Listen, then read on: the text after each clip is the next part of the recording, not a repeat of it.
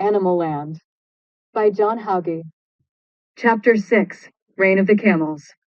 Eventually old age caught up with Bernard, and even the doctor chimpanzees of Animal Land could not postpone the inevitable. Bernard was dead. The funeral was somewhat odd.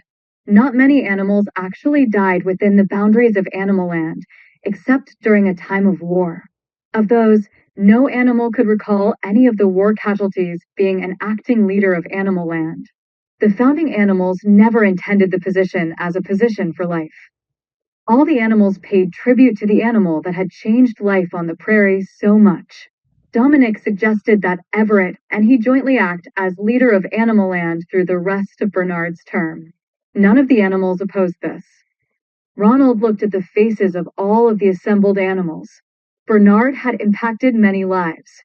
Noticeably not there, of course, were any family members. Before long it occurred to Ronald that Dominic had been speaking. As a final tribute to Bernard, we have personally added him to our history canyons. In addition, we will create a statue of him on the edge of Animal Land. For those coming to Animal Land, he will be a fierce figure intimidating all who will pass. For those within Animal Land, the statue will be a reminder of our new peace and prosperity. A reminder of a new Animal Land born from Bernard's vision. Bernard's statue will show the strength of Animal Land to man. It will show that we have the free time and the resources to build such monuments. Dominic paused and lowered his head for a minute. It got much quieter without Dominic's voice echoing off the rock wall background. Once each animal could hear only the wind and rustling branches, Dominic looked back up. We will now continue through the canyon and view his drawing. Dominic led the procession. Before getting to Bernard's drawing, the animals passed many other drawings on the walls of the canyon. These drawings told the story of the founding animals. Dominic was paying the minimal attention required to the drawings of the founding animals so as to not let other animals think he was being disrespectful. He wanted to get to Bernard's drawing, but his slow trot came to a halt by Margaret. She noticed a special script writing on the drawings. I love the lettering on this. So pretty. So elegant. How about we add some writing like this on Bernard's drawing? Dominic replied in an annoying voice. We can't. We will write something, but we won't use script like that. Margaret did not want to let it go. How come? Dominic thought he was lecturing his son. This special script is the trademark of the circus owners. I see. Probably not a good idea. Obviously, thought Dominic. Dominic and Margaret continued on and soon were upon Bernard's drawing on the canyon wall. Dominic looked at the picture from a critic's point of view instead of an artist's. It was hard to hold the charcoal, but the results were worth it. On the rock face was a picture of Bernard on his hind legs with one front paw pointing forward, showing the other animals the new direction forward. The picture took some years off of Bernard and tried to capture the Bernard as he looked before the last war. Margaret commented first. Very imposing. A fitting tribute for Bernard and his vision. Once this is turned into a statue, man will think twice before crossing into Animal Land territory. Dominic added to the mayor's comments. We will carve it from limestone rock. We want it to last such that our offspring's offspring will gaze upon it and ponder how exciting these times must have been. The conversation ended as Dominic and Margaret exited the canyon. Ronald went through the history canyons with his father, Alistair. They watched the reactions of the animals just in front of them. I don't think some of these animals remember the canyon drawings, Dad. Son, after school, it is up to the individual animal to come here. For Ronald, the canyons were a favorite pastime. They were a place to think. A place to remember old animals that he could no longer talk to. And it was a place to thank animals that he had never met. A place to thank the animals that prevented his having to live a life performing for man in a circus. The two stopped like those before them at Bernard's drawing. Son, Bernard was a hero to me for as long as I had been educated enough to know what a hero was. Ronald nodded, understanding. I wish I could have spent more time with him. I wish you could have as well, son. He didn't tolerate cubs very well. And after his family died, he didn't tolerate anyone. Ronald blurted the next line out of reflex. His father was trying to be serious, but Ronald couldn't help himself. Except the camels. Alistar ignored the sarcastic comment and continued. Bernard was not a founding animal, but he was as close as an animal could get. I worry that the new generation will not be up to the challenge the next time Animal Land calls. Ronald looked at his father as if he had been insulted. What about me? Alistar took his eyes off of the wall painting and looked at his son in disgust. In the same sarcastic voice Ronald used for the camel quip, Alistar ended the conversation. You're losing out to Elliot? Omega. When Everett finished with the numbers, he sought out Dominic. The two of them sat together and looked over the statistics. The health plan, while expensive, was very popular. The two of them could see that keeping the leadership of Animal Land would be assured. We have won the hearts and minds of the animals. Don't we need to worry about man now? We can expect another attack, can't we? Everett replied. I don't think so. I understand that while it may be the nature of man to enslave animals, I think we must take a deeper look into this nature and really research this claim. For example, isn't it more likely that the nature of man is to accumulate wealth rather than to enslave animals? Dominic thought about it, but couldn't come up with a quick answer. In truth, he never really thought about such a deep thought. Everett answered his own question. I believe enslaving animals is just a symptom. I think the root cause is wealth. I believe the nature of man is to accumulate wealth.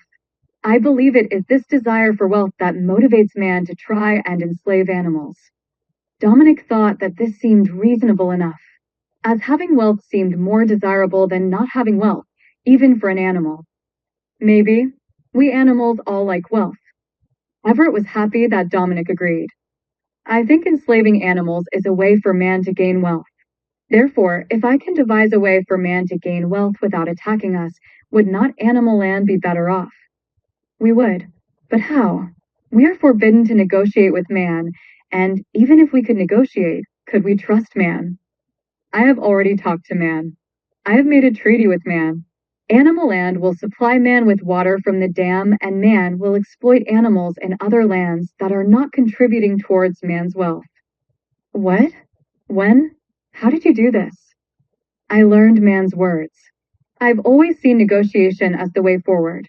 I let the lions, tigers, and elephants labor to build and supply the hospital area. I did not defeat them through brawn, I negotiated. I got them to do this instead of defense work with words, not through battle. Dominic agreed about some of this, but still wasn't completely convinced. Then something else occurred to him. We don't have a dam. I will ask the animals to build one. Bernard asked them to build the hospital area, and he was a war hero. How do you expect to get the animals to build a dam?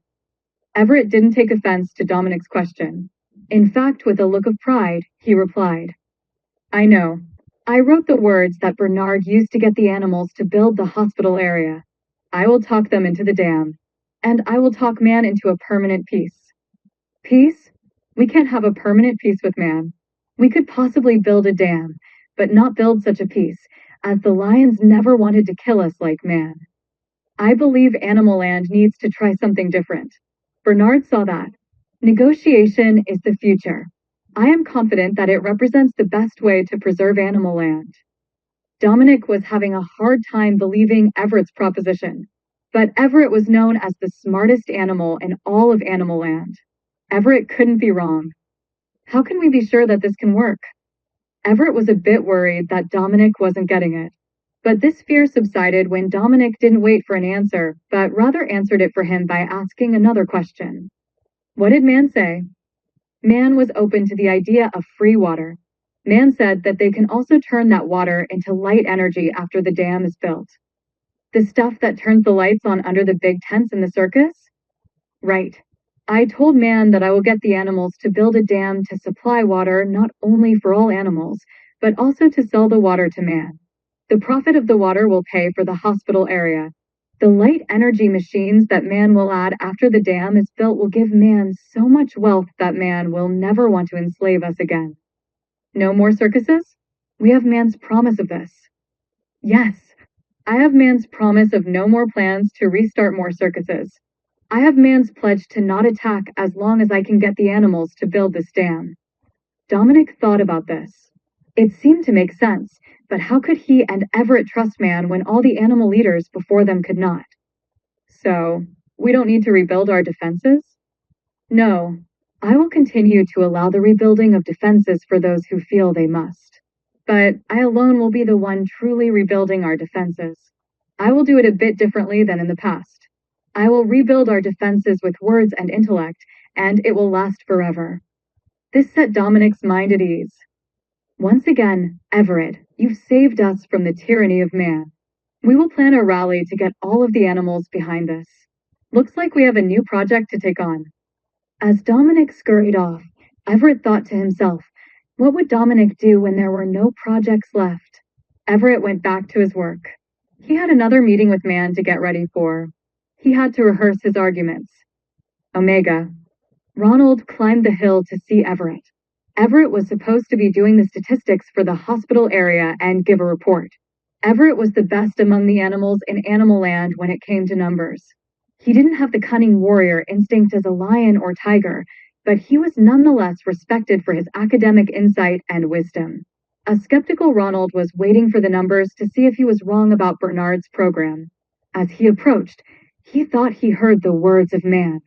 He continued on, but stealthier. Pretty soon he saw that Everett was the one making the man word sounds. He asked Everett, "What are you doing?" "I'm learning to speak man's words. Animal Land needs to be able to send a clear message to man, a message to never attempt to cross into Animal Land territory again." Ronald lifted a paw and popped out some nails for effect before speaking. "You know, I reckon we sent this message not so long ago by marching them survivors back across our border in chains. We tell them not to try it again by rebuilding our defensive positions. We don't need any man words to tell them this." Ronald put the nails back into the fur. Everett nodded in agreement, yet did not let the display alter his conviction. "Yes, Ronald. Yet, man keeps on invading. I think better communication is needed." Ronald was still unconvinced. "I reckon the second law explains why man keeps invading. I don't see how improved communication is going to change this." Everett replied to this by saying something to him in human. The words were just noise to him. Ronald thought his logic was irrefutable, yet Everett did not seem to understand. This puzzled Ronald. He changed subjects. "How about the figures?" "I still have a bit more to assemble. I will announce in a couple of days." Omega. Sure enough, a few days later, Dominic called all of the animals of Animal Land together to update them on the numbers for the hospital area. Ronald got there early and watched as the other animals filed into the assembly area. As an advisor, he thought he would already have heard at least a draft of whatever announcement was to come. Certainly, Everett offered nothing when he was up to see him earlier. Dominic began, "We have new business for Animal Land."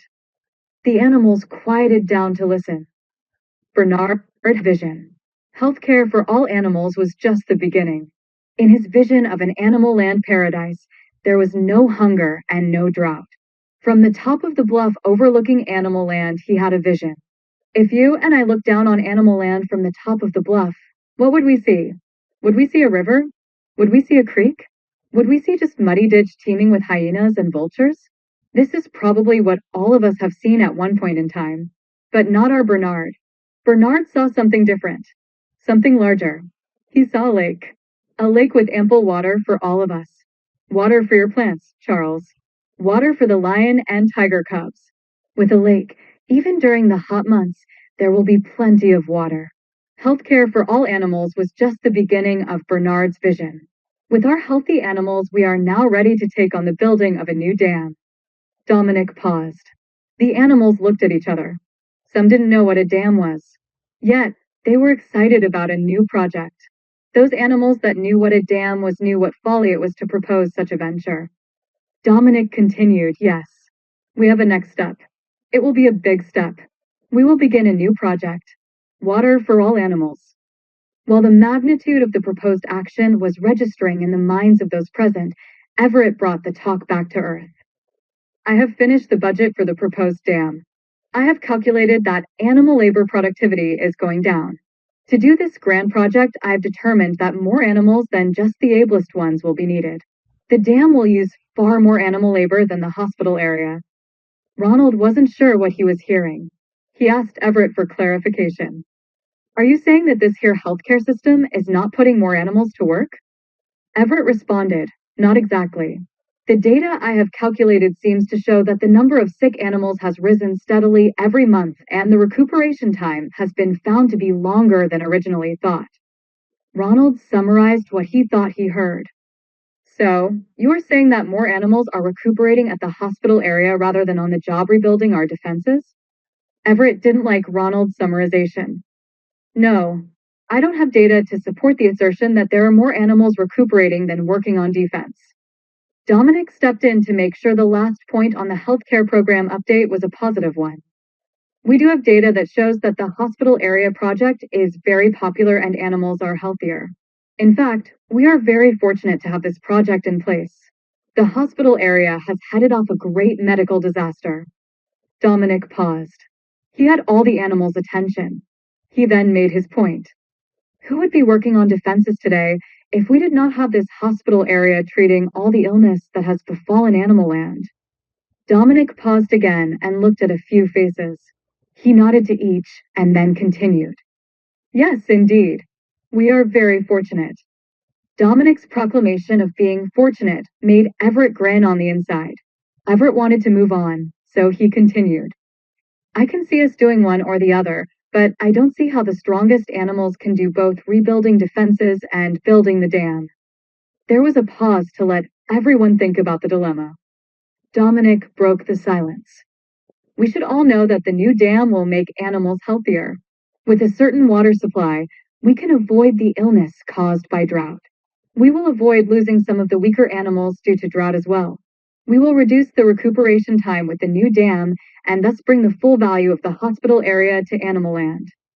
Dominic nodded to one or two animals, thinking that if he could convince them, then he could convince all of the animals in the audience.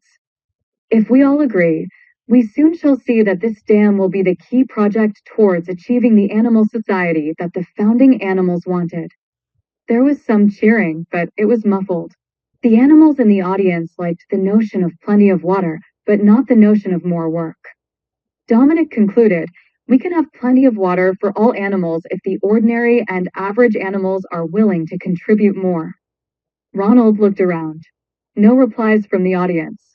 I guess it was up to him to push back, he thought. He replied to Dominic. There was a time that animals would go get their own water, partner. But that's not fair to the animals that have difficulty traveling far to get their water, countered Dominic. We can give everyone the opportunity to get water delivered to their own dens. Ronald, still trying to swim upstream, we have never asked for contributions from the animals of Animal Land except for in a time of war. We are not at war. Last I checked. However, it's been a half day since I was out on the perimeter. No, but we need to be prepared for war. We need healthy and strong animals for Animal Land to thrive. And a steady water supply is essential to a strong Animal Land. Ronald heard the words and looked at the others. They were all nodding in agreement, yet Ronald could not. Something just didn't seem to jive with his understanding of the duties of animals to Animal Land. Building a dam just didn't seem as essential as building defenses to defend Animal Land from an attack by man. Animal Land has survived many droughts without a dam, and Ronald couldn't see a reason for this not to be the case in the future. Dominic continued. We animals assembled here today should commit ourselves to providing an adequate water supply to all of Animal Land's animals. Not just the most able, but all of us animals. Everett added, I would like to add that since all of us animals benefit with the building of this dam, it only makes sense that all animals should contribute. Ronald gathered up some loose straw laying on the ground and handed the straw to Dominic and Everett. Here, partners. Let me be the first to start contributing more. Dominic lifted a foot to receive the straw out of reflex. Ronald continued, you may find out that you are asking for a bit more straw than your back can support. Ronald turned around and trotted away.